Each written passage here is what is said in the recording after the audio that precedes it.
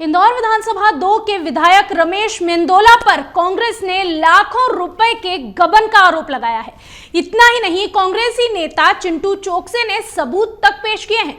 चोकसे ने एक press conference कर मीडिया को यह पूरी जानकारी दी। इंदौर नगर निगम के नेता प्रतिपक्ष चिंटू चोकसे ने भाजपा की परिषद के कार्यकाल में हुए बड़े घोटाले का भंडाफोड़ किया। इस मामले में विधायक निधि के तहत पहले काम मंजूर करवाया गया, फिर बिना कुछ काम किए ठेकेदार को 13 लाख रुपए का भुगतान कर दिया गया। और यह आरोप लगा है इंदौर के क्षेत्र क्रमांक 2 के विधायक रमेश मेंदोला पर, जिन्हें इस शहर में दादा दयालु के नाम से जाना जाता है, और सीधे सीधे गबन का आरोप लगाया गया है। चिंटू चोकसे ने कहा कि विधानसभा क्षेत्र क्रमांक 2 के विधायक रमेश मेंदोला ने नगर निगम के वार्ड क्रमांक 20 में खातीपुरा चौराहे के पास राम मंदिर के पास स्थित सामुदायिक भवन का निर्माण करने के लिए अपनी विधायक निधि से 10 लाख रुपए की राशि मंजूर की। यह कार्य इंदौर नगर निगम को सौंपा गया। निगम ने इस काम को करने के लिए निविदा आमंत्रित की। इसके कंस्ट्रक्शन कंपनी को एक टेंडर भी इसके लिए दिया गया। इस कंपनी के द्वारा इस टेंडर के परिप्रेक्ष्य में आज की तारीख तक, यानी कि अब तक इस स्थान पर कोई भी काम नहीं हुआ है, किसी भी तरह का कंस्ट्रक्शन नहीं किया गया। नगर निगम के अधिकारियों ने अपनी फाइल में इस काम को पूरा होना बता दिया। इसके बाद ठेकेदार से जो बिल मिले उसे मंजूरी दी गई। 13 लाख रुपए का भुगतान भी कर दिया गया। चोकसे ने बताया कि आज तक इस स्थान पर सामुदायिक भवन के निर्माण का कार्य शुरू भी नहीं हो सका है। ये भ्रष्टाचार का नहीं बल्कि घोटाला और गबन का मामला है। इस पूरे मामले में भाजपा के नेताओं, अधिकारियों और ठेकेदारों के गठजोड़ ने मिलकर कागज पर फर्जी काम दिखाया और शासन और नगर निगम के खजाने को 13 लाख रुपए का चूना लगा दिया। इस मामले में चोकसे ने विधायक मेंदोला की भूमिका को संदेहास्पद बताया। उन्होंने कहा कि बगैर काम के भुगतान आखिर कैसे होने दिया गया।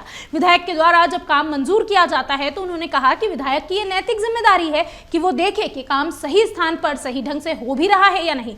चिंटू चोकसे ने आगे कहा कि विधायक मेंदोला ने मामले की शिकायत नहीं की। इससे इतना तो साफ हो गया है कि गबन में वो शामिल है। चोकसे ने यह कहा कि मेरा आरोप है कि इस गबन के पूरे पैसे खुद विधायक ने अपनी जेब में रखे हैं, क्योंकि किसी ठेकेदार अधिकारी में इतनी हिम्मत नहीं हो सकती कि वह विधानसभा क्षेत्र क्रमांक 2 का फर्जी बिल बनाए और विधायक की सहमति के बिना यह सब कुछ कर जाए। उन्होंने आगे कहा कि इस मामले में हमारे द्वारा निगम आयुक्त को शिकायत की जा रही है। मांग है कि जिम्मेदार अधिकारी कर्मचारी को तत्काल प्रभाव से निलंबित किया जाए। उनके खिलाफ विभागीय जांच भी शुरू होनी चाहिए। इसके साथ ही अधिकारियों, कर्मचारियों और ठेकेदारों के खिलाफ आपराधिक प्रकरण दर्ज करने की मांग भी की जाएगी। कई कांग्रेस नेता जो है वो लगातार बीजेपी में शामिल हो गए। इस बीच में दावेदार कौन होगा लोकसभा का इंदौर सीट पर? कांग्रेस उस पर संशय है कि मिल नहीं रहे दावेदार, क्या आप तक जाने? ऐसा कुछ नहीं है।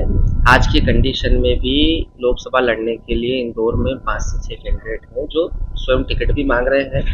कांग्रेस के पास काबिल उम्मीदवार भी है और निश्चित रूप से एक अच्छा चेहरा इंदौर शहर की जनता की सेवा के लिए कांग्रेस पार्टी देगी और अगले 2-3 दिन में वो उसकी घोषणा भी हो जाएगी विधिवत रूप से। चेहरा तय कर दिया है, कांग्रेस चेहरा तलाश रही है, जिसको पकड़ती वो भग जाता है आगे। विशाल पटेल के मामले में भी ऐसा ही हुआ। आपसे संपर्क किया गया? देखिए, विशाल पटेल जी और संजय शुक्ला जी से तो किसी प्रकार की कोई लोकसभा चुनाव को लेकर कोई चर्चा ही नहीं हुई है ना। जिन लोगों से चर्चा हो रही है वो सब सतत संपर्क में और वो कोशिश भी कर रहे हैं कि उन लोगों को टिकट मिले। यहाँ से लेकर दिल्ली तक प्रयासरत है, लेकिन जो काबिल आदमी है उसको टिकट मिले। आपके प्रदेश अध्यक्ष जी का बयान है कि मैंने विशाल पटेल को बैठ के समझाया था, वो चुनाव लड़ने को तैयार था और अगले दिन बीजेपी में चला गया।